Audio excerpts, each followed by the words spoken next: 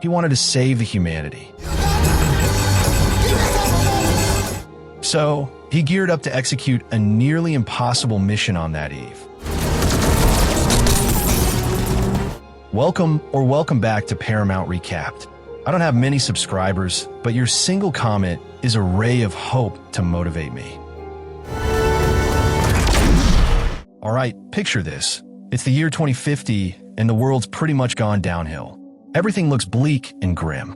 We meet a fighter pilot named Adam Reed, who's basically breaking a bunch of rules. He hijacks a time jet and tries to blast his way back to 2018 on a very personal rescue mission. But of course, things don't go smoothly. A guy named Christos is hot on Adam's tail, throwing missiles at him like at a video game. In the chaos, Adam gets badly hurt, and his jet takes serious damage. Meanwhile, the boss lady of this messed up future, Maya Sorian, gets on a call with Adam. She's all smug, telling him to give up, saying he's too busted up to escape. His jet's half ruined, he's bleeding out. Not a great combo. But Adam's not the kind of guy who folds easily. Even with everything falling apart, he somehow manages to kickstart a wormhole jump. Sorian's not happy about that. She yells at Christos to destroy Adam's ship right then and there, because if Adam slips into another time, they won't be able to track him anymore. Christos gives it his best shot, but Adam pulls off a near-miraculous escape, zooming through the wormhole just in time. Sorian and Christos are left fuming, watching him vanish from their radar. Now, Adam had planned to land in 2018, but because of all that mid-air chaos, the poor guy crash lands in 2022 instead. And 2022? That's when a 12-year-old version of Adam is just trying to survive middle school. He's a scrawny kid, getting picked on by bullies way bigger than him. Life's been rough for young Adam lately. He and his mom, Ellie Reed, are still mourning the loss of his dad, Lewis Reed. One evening, while Ellie's out on a date, trying to move on with life, young Adam's chilling at home. His dog, Hawking, starts barking like crazy. Curious, Adam follows Hawking out to an old cabin, a place that used to belong to his dad. That's where he bumps into a stranger who looks kind of familiar. Turns out it's old Adam, his future self, standing right there in front of him. At first, young Adam has no clue what's happening. It's awkward, it's funny, it's downright confusing. But eventually, old Adam convinces his younger self that, yeah, they're the same person, just, separated by a couple of decades. Once the initial shock wears off, old Adam explains he needs help badly. His ship's damaged, and he needs a healthy Adam's DNA to fix it. Since old Adam's all beat up, he can't do it himself. Good thing young Adam's DNA matches perfectly. Young Adam, still half in disbelief, helps old Adam get into the jet. They work together to patch it up, at least enough for old Adam to think about getting back on track. While old Adam heals, he also sticks around for a bit, giving young Adam some life advice, showing him that his future isn't as grim as it feels right now. While helping his younger self deal with bullies and grief, old Adam also lends a hand to his mom. Ellie's doing her best to raise her son alone, but the weight of losing Lewis still hangs heavy. Old Adam, having lived through all that pain himself, knows exactly what she needs: a little kindness, a little encouragement, and someone to remind her that she's doing just fine. But of course, this time travel adventure isn't just a happy family reunion. There's a bigger reason why old Adam jumped through time. He's looking for his wife, Laura. Everyone in his time thinks Laura died in a mission crash years ago. Adam, however, refuses to believe she's really gone. Just when old Adam's injuries are almost healed and he's gearing up to go save Laura, Sorian shows up again. She brings a whole squad with her, determined to drag Adam back to 2050. Despite an awesome fight sequence where both Adams show off some solid teamwork, they get overpowered. It looks like game over. But then, boom, Laura shows up out of nowhere, guns blazing. She rescues both Adams, totally flipping the situation on its head. Old Adam is completely stunned and insanely happy to see her alive. Honestly, it's one of those moments that hits you right in the feels. They pile into Laura's car and tear off. Sorian's goons still try and catch them.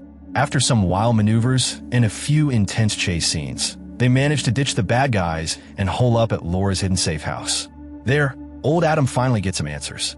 Laura tells him the real story about what's been going down. She had uncovered some shady stuff while working in 2050, something off in the time travel records.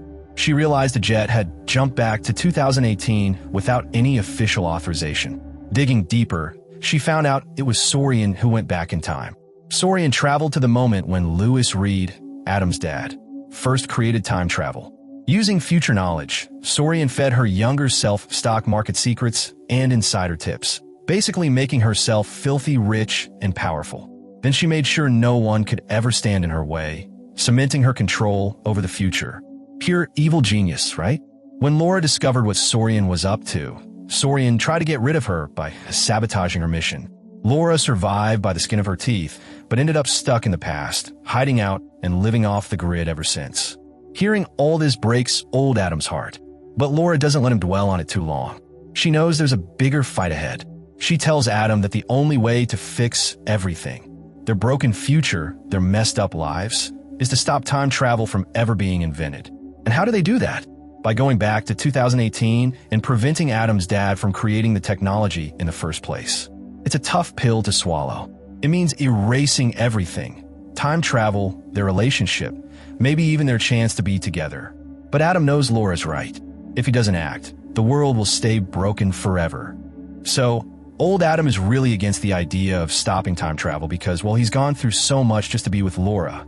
If they were to stop time travel, it would mean they'd forget each other. But Laura, being the amazing person she is, convinces him that their love is so strong, they'll find a way to be together again, no matter what. They share this emotional moment. And just when it seems like things might turn out okay, Saurian and Christos find their hideout and start attacking. A huge battle breaks out, and save both Adams, Laura sacrifices herself. She's got just enough power for one last jump through time, and with Saurian hot on their tail, both Adams take the leap back to 2018. Once they land in 2018, the two Adams make their way to see their dad, Lewis. Back in 2018, Lewis is still working on his big project, the particle accelerator. He's been trying to figure out how to create wormholes to make time travel possible. When he sees his sons from the future, he's pretty shocked. Turns out he's going to be known as the godfather of time travel. He's that important in the future. The Adams tell him about Saurian, who was actually Lewis's partner back then and the one funding the project. When Lewis finds out that Saurian messed with the timeline, he's in disbelief. He thought he could trust her. However, as the two Adams beg him to help, he refuses, worried about the scientific impact on the timeline. Later, young Adam talks to old Adam about his anger towards their dad, and it turns out a lot of it comes from unprocessed grief. Old Adam resented their father for not being the perfect dad. He felt like Lewis didn't give them enough attention and didn't love them the way he should have. But young Adam interrupts and tells him the truth. Old Adam's anger comes from the fact that their father died too soon. He wasn't a bad father. He loved them deeply, but old Adam couldn't deal with the grief, so he hid it behind hatred. This realization helps old Adam understand that his dad really did care, and it also makes Lewis realize he needs to spend more time with his family while he still has the chance. The Adams get back on track with their mission to stop time travel and Saurian's evil plans.